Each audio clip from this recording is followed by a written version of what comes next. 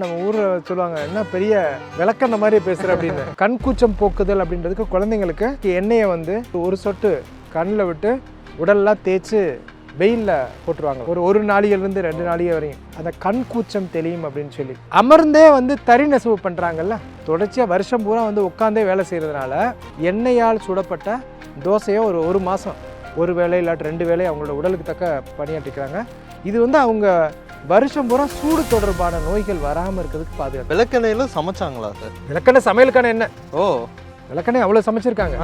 யாருக்கெல்லாம் பைல்ஸ் இருக்கோ, யாருக்கெல்லாம் வந்து மலச்சிக்கல் இருக்கோ, அவங்க என்ன பண்ணுறாங்க, கிராமத்தில் விளக்கெண்ணெய் ஒரு 1லேருந்து 2 சொட்டு வந்து ஆசன வாயிலே அப்ளை பண்ணிக்கிறாங்க.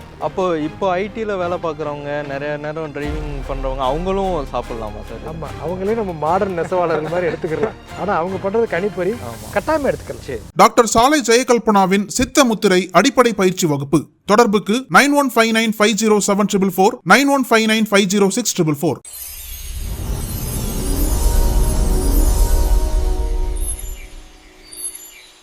நம்ம ஏற்கனவே சொன்னது போல் சித்த மருந்துகள் எப்படி செய்கிறது, அதை பயன்படுத்துறது எப்படி, எல்லா விஷயங்களும் பார்த்துருக்கோம். ஆனால் ஒரு மூலிகை எப்படி இருக்கும், அதை எப்படி அடையாளம் கண்டுபிடிக்கலாம், அதை எப்படி சுத்தி பண்ணுறது, இப்படி நிறைய விஷயங்களை தெரிஞ்சுக்கிறது தான் நம்ம இந்த பயணம். சித்தர்வனம் சித்த மருத்துவமனை தலைமை ஆராய்ச்சியாளர், சித்தர்வனம் ஆராய்ச்சி மையம் தலைமை நெறியாளர் டாக்டர் JK சித்தா ஃபாரஸ்ட், சித்த மருந்து உணவு செய் நிறுவன தலைவர் பேராசிரியர் டாக்டர் சாலை மருதமலை முருகன், அவங்கள தான் நம்ம இன்னைக்கு சந்திக்க போகிறோம். வாங்க பார்க்கலாம்.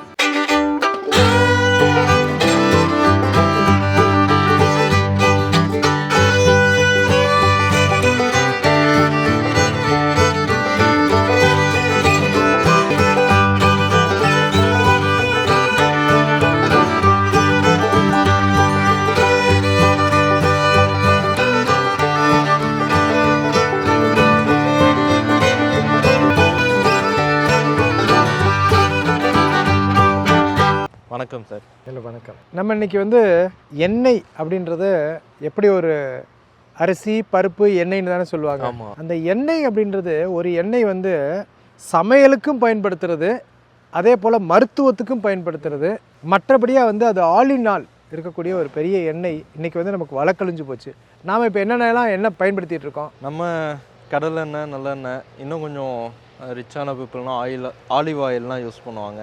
அது இல்லாமல் சூரியகாந்தி எண்ணெய், ரைஸ் பிராண்ட் ஆயிலுக்குள்ளே யூஸ் பண்ணுறாங்க. நமக்கு இப்போ என்ன அப்படின்னு சொன்னால் அதில் கொலஸ்ட்ரால் இருக்கக்கூடாது, rice brand oil, double refined oil இதெல்லாம் பண்ணுறோம். மெடிட்டரேனியன் பீப்புளெலாம் உங்களுக்கு பார்க்கறதுக்கு ஆலிவ் ஆயில் அப்படின்வாங்க. ஆனால் இந்தியாவில் நம்ம தமிழ்நாட்டோட ஆலிவ் ஆயில் அந்த காலத்து இளவரசிகள் ஆரம்பித்து இளையோர்கள், முதியவர்கள், குழந்தைக்குன்னு ஸ்பெஷலைஸ்டு ஆயிலாக இருக்கக்கூடிய பேபி ஆயில், கர்ப்பிணிகளுக்கான ஆயிலா, பெரியவங்களுக்கான ஆயிலா, வறண்ட கேசத்தோடைய இருக்க ஆயில், போர் வீரர்களுக்கான ஆயில், இது எல்லாத்துக்குமான ஒரு எண்ணெய். அந்த எண்ணெய் என்ன அப்படின்னு சொன்னால், நம்ம வழக்கழிஞ்சு போனால் ஆமணக்கு பயன்பாட்டிலே விட்டுட்டோம். இப்போ ஆமணக்குன்னா தெரியும் எல்லாருக்கும். நம்ம ஊரில் சொல்லுவாங்க, என்ன பெரிய விளக்கெண்ணெய் மாதிரி பேசுகிற அப்படின்னு. அப்போ அவ்வளோ இழிவாக இருக்குது. ஆனால் அந்த விளக்கெண்ணையோட மருத்துவ பயனை நம்ம பார்த்தோம் அப்படின்னு சொன்னால், மேற்கத்திய நாடுகளில் இருக்கக்கூடிய ஆராய்ச்சிகளில் இப்போ பெரிய ஆராய்ச்சி, ஹாட் டாபிக் என்ன, விளக்கெண்ணையோட மருத்துவ பயன்பாடுங்க. விளக்கெண்ணெய் வந்து ஆமணக்குல இருந்து தான் எடுக்கிறாங்க. ஆமாம், நம்ம பார்ப்போம். ஆமணக்கில் வந்து இப்போ நம்ம பார்க்குறோம்ல, இந்த ஆமணக்கு, இந்த ஆமணக்கு அப்படின்றதுல நம்ம ஊரில் ஆமணக்குன்றது வந்து ஒரு விதையிலிருந்து வளரக்கூடிய ஒரு தாவரம். அது வந்து இப்போ நம்ம நிற்கிறோம் அல்லவா, இது ஆமணக்கு செடி. ஆமணக்கு செடி. இந்த ஆமணக்குலேயே வந்து இதோட விலைகள் சாம்பல் நிறத்துலேயும் இருக்கும். இப்போ இது வந்து நாட்டு ஆமணக்கு. இப்போ நிறைய வந்து மாடர்ன் வெரைட்டியே வந்துருச்சு. இந்த ஆமணக்கு வந்து என்னென்னா, நம்ம ஆள் உயரம் இருக்குல்ல, இந்த அளவுக்கு வளரும். இந்த ஆமணக்கில் மிக முக்கியமாக பயன்படுத்தக்கூடியது நம்ம வந்து விதைகள், இலை, அதோட வேர், இது 3மே வந்து மருத்துவத்தில் பயன்படுது. ஆமணக்கில் வந்து நமக்கு நாட்டுப்புறத்தில் போனால் சிற்றாமணக்காய் எண்ணெயா, பேராமணக்கு எண்ணெயா, இல்லை நாட்டு ஆமணக்காய், இப்படி மாதிரி பல்வேறு ஆமணக்கு சொல்லுவாங்க. நம்ம பயன்படுத்துகிறது வந்து சிற்றாமணக்கு, பேராமணக்குன்னு சொல்லக்கூடிய ஆமணக்கு. அந்த சிற்றாமணக்குன்றது விதைகள் வந்து சிறுசாக இருக்கும். பட் நம்ம பொதுவாகவே வந்து இந்த ஆமணக்கோட எண்ணெயை வந்து நம்ம விளக்கெண்ணெய் அப்படின்னு சொல்கிறோம். அந்த விளக்கெண்ணெய் வந்து எதுக்கு இவ்வளவு மகத்துவமாக இருக்குது? இன்றைக்கி வந்து விளக்கெண்ணெய் அப்படின்னு சொன்னவே என்ன பண்ணுவாங்க, கிராமத்துலாம் வந்து பால் கறக்கிறதுக்கு மட்டும்தான் விளக்கெண்ணெயை பயன்படுத்துகிறாங்க. ஆனால் விளக்கெண்ணெய் உண்மையிலே அதை எப்படி பயன்படுத்தினாங்க, எப்படி எடுத்தாங்க அப்படின்னு பார்த்தா, விளக்கெண்ணெய் எங்கே பயன்படுத்துகிறாங்கன்னு பார்த்தா அதோட மகத்துவம் தெரியும். அந்த காலத்தில் வந்து குழந்தைங்களுக்கெல்லாம் என்ன பண்ணுவாங்க அப்படின்னா, இன்றைக்கி வந்து பேபிக்கெல்லாம் பேபி ஆயில் பயன்படுத்துகிறாங்களா, அது மாதிரியா ஒரு 6 மாதம் ஆனதுலேருந்து 1 வருஷம் வரையும் கிராமத்தில் இன்றைக்கி இந்த வைட்டமின் டி குறைபாடு இதெல்லாம் சொல்கிறாங்கல்ல, மக்கள் வந்து வெயிலில் வந்து குழந்தைங்களை கண்கூச்சம் தெளிவித்தல், கண்கூச்சம் போக்குதல் அப்படின்றதுக்கு குழந்தைங்களுக்கு ஆமணக்கு எண்ணெயை வந்து விளக்கெண்ணெயை வந்து ஒரு சொட்டு கண்ணில் விட்டு உடல்லாம் தேய்ச்சி வெயிலில் போட்டுருவாங்களாம். ஒரு நாளிகையிலேருந்து 2 நாளிகை வரையும். ஒரு நாளிகை இருக்கும்போது என்னென்னா அதோட உடலில் முழுவதுமாக வந்து அந்த உயிர் சக்தியானது முழுவதுமாக உறிஞ்சப்பட்டு அந்த கண்கூச்சம் தெளியும் அப்படின்னு சொல்லி. அப்படி இருக்கக்கூடிய அந்த விளக்கெண்ணெயோட பயன்பாடு பார்த்தீங்க அப்படின்னு சொன்னால், நமக்கு விளக்கெண்ணெய் வந்து என்னென்னா அன்றாடம் அவங்க வந்து தாளிதம் பண்ணுறதுலையும் பயன்படுத்தியிருக்காங்க. இப்போ வந்து நமக்கு விளக்கெண்ணெய்னாவே என்னன்னாவே ரொம்ப கசப்பான சுவைன்றதுக்கு மட்டும் இல்லை, அதோட மனதுனாலேயே வந்து வேப்பெண்ணெய் மாதிரி வாடடிக்குன்னு வேப்பெண்ணெயை விட்டுட்டோம். மருத்துவத்திற்கு பெரிய பயன்பாடு இருக்க எண்ணெய் போயிடுச்சு. அதே மாதிரி பிசு பிசுன்னு இருக்குன்னு சொல்லிட்டு விளக்கெண்ணெயை விட்டாங்க. இப்போ விளக்கெண்ணெயிலே அந்த காலத்தில் ஒரு எண்ணெய் பண்ணாங்க, இன்றைக்கி இருக்கக்கூடிய இருக்குது. இன்றைக்கி இருக்க எண்ணெய் என்ன, இந்த விளக்கெண்ணெய் அப்படின்னா அந்த இதை பண்ணுங்க. நம்ம விளக்கெண்ணெய் எப்படி எடுக்கிறாங்க அப்படின்னு சொன்னால், நம்ம பார்க்கக்கூடியது வந்து காய்கள், இந்த ஆமணக்கோட காய். இந்த காய் பாருங்களேன், கம்ப்ளீட்டாக ஒரு முள்ளாக இருக்கிறது மாதிரியா கம்ப்ளீட்டாக ஸ்பைனியாக இருக்கும். இந்த ஆமணக்கோட இது வந்து காய்ந்த ஆமணக்கோடது. இந்த ஆமணக்கை நம்ம வந்து இதை உரித்து பார்க்கும்போது இதுக்கு உள்ளே இருக்கக்கூடியது ஒவ்வொன்றிலையும் இருக்கிறதுல நம்ம ஆமணக்கு விதையை எடுக்கலாம். ஆமணக்கு விதை பார்த்திங்க அப்படின்னா ரொம்ப சிறிதாக இருக்கும். இதை நம்ம பார்க்கோம் அப்படின்னு சொன்னால் எப்படி இருக்குது, கம்ப்ளீட்டாக இந்த ஆமணக்கோட விதை. அந்த ஆமணக்கோட விதையில் நமக்கு வந்து சிற்றாமணக்கு அப்படின்னு இருக்குது, ரொம்ப சின்ன சைஸாக இருக்குது. அதே போல் பெரிய ஆமணக்குன்னு இருக்குது. அந்த 2 ஆமணக்குலேருந்துமே எண்ணெய் எடுக்கலாம். அந்த எண்ணெய் எடுக்கிறதுக்கு 2 முறை இருக்குங்க. ஏன்னா இது ரொம்ப முக்கியமானது. ஏன் இது ரொம்ப முக்கியமானது அப்படின்னு சொன்னோன்னா, உலகத்திலே பெரிய பாய்சன் எதுன்றீங்க, சயனைடு என்ன ஆகும், அது சாப்பிட்டோன்னே உயிர். ஆமாம், சாப்பிட்ட உடனே அதோட டேஸ்ட் என்னன்னு கூட எழுத முடியாதான், அந்த அளவுக்கு இட்ஸ் வெரி அக்யூட் பாய்சன் வாங்க. அந்த காலத்தில் சாக்ரட்டிஸ்க்கு என்ன பாய்சன் கொடுத்தாங்களாம், அப்படின்ற பாய்சன். கெம்லாக் அப்படின்னா அது ஒரு விஷ விதை.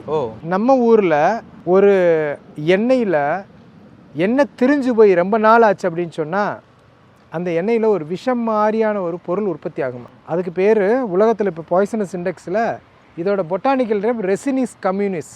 விளக்கெண்ணெய்க்கு இந்த ரெசினின் அப்படின்னு ஒரு மூலக்கூறு இருக்கான், இதிலிருந்து எடுக்கிறாங்க. இந்த ரெசினின் அப்படின்ற அந்த ரெசினின் பாய்சன் தான் உலகத்தில் ரொம்ப வேகமாக சைனைடு விட இருக்கக்கூடிய பாய்சனா. அப்படி பாய்சனஸ் அப்படின்னு சொல்லக்கூடிய விஷயத்த நம்ம தமிழர்கள் உணவாக பயன்படுத்துகிறாங்க, எல்லோருக்கும் பயன்படுத்துகிறாங்க. அவங்ககிட்ட ஒரு டெக்னாலஜி இருந்திருக்கும்ல. ஆமாம் சார். இப்போது ரொம்ப விஷமான ஒரு பொருள், ஆனால் குழந்தையிலேருந்து பெரியவங்க வரைக்கும் வெளியிலையும் சரி உட்புறமாகவும் சரி நிறைய விஷயங்கள் எடுத்துக்கிறாங்க. அதை எப்படி சார் ப்ராசஸ் பண்ணுவாங்க? அது வந்து எக்ஸ்ட்ராக்ஷன் பண்ணுற காம்போனண்ட்டில் அது எப்படி அப்படின்னு சொல்லி பார்த்தா ரொம்ப ஆச்சரியமாக இருக்கும். நம்ம ஊரில் இந்த எண்ணெயிலேருந்து நெய், அதாவது ஆமணக்கு நெய் அல்லது ஆமணக்கு எண்ணெய், விளக்கெண்ணெய், அதை எடுக்கக்கூடிய முறையே வந்து முத்து ஊத்துதல்னு ஒன்று வச்சுருக்காங்க. அது என்ன சார் முத்து ஊத்துதல் அப்படின்னு சொன்னால் நாமளும் பார்க்கலாம். இப்போ கடையில் வந்து இதே போல் ஆமணக்கு விதை அப்படின்னு கேட்டால் நமக்கு தந்துடுவாங்க.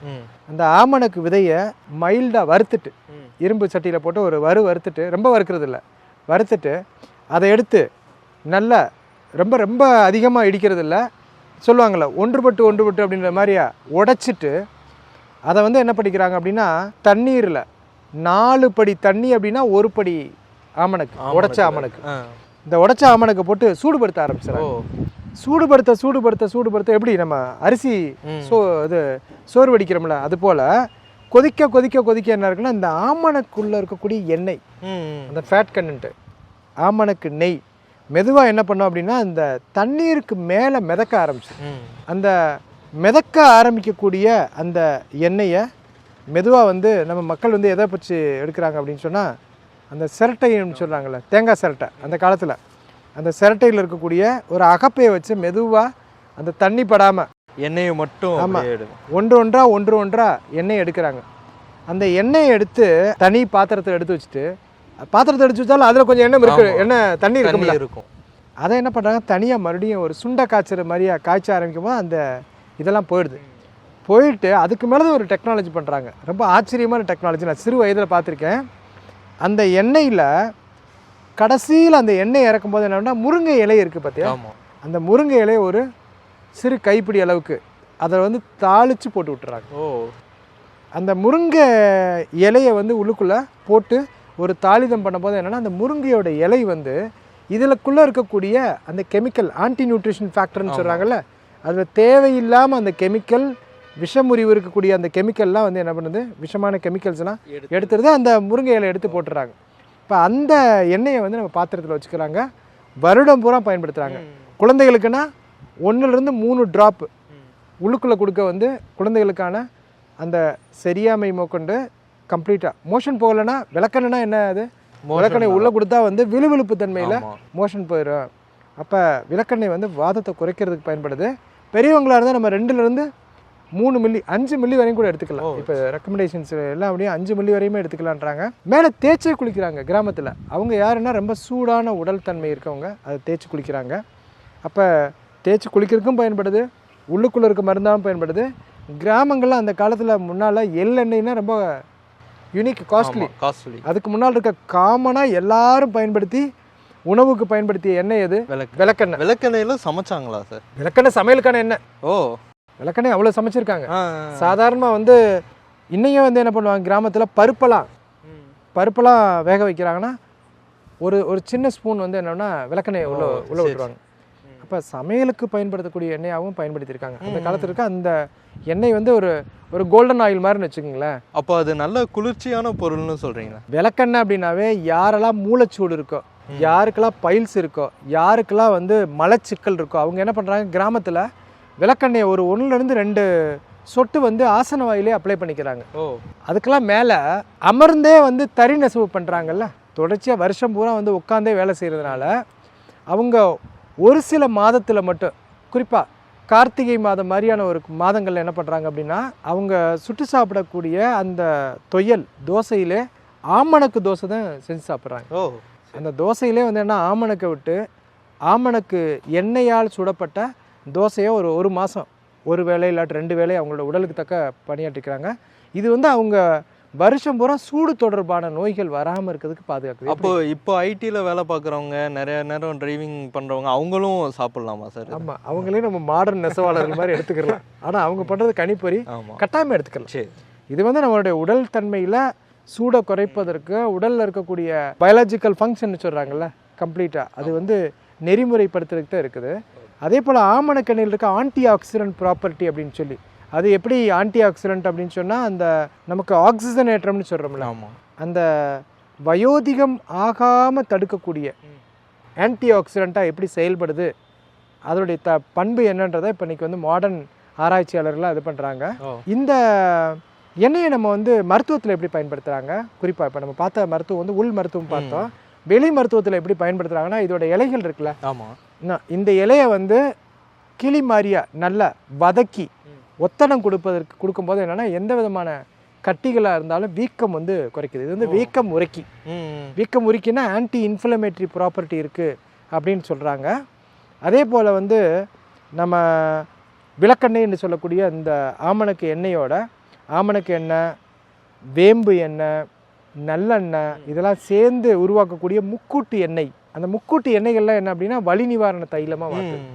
அப்போ ஆமணக்கு எண்ணெய் வந்து நமக்கு வந்து இதை விட பழங்குடி மக்கள், குறிப்பாக இருளர்கள், மற்ற காணி, இவங்களோட வாழ்க்கையெல்லாம் பார்த்திங்க அப்படின்னா, குழந்தை பிறக்கிறது அவங்க வந்து கடைசியில் ரொம்ப வயோதிகராக இருக்க வரையும் இருக்கக்கூடிய ஒரே ஒரு பாட்டில் அவங்க வீட்டில் தொங்கிட்டு இருக்க பாட்டில் எதுனா விளக்கெண்ணெய் பாட்டில்.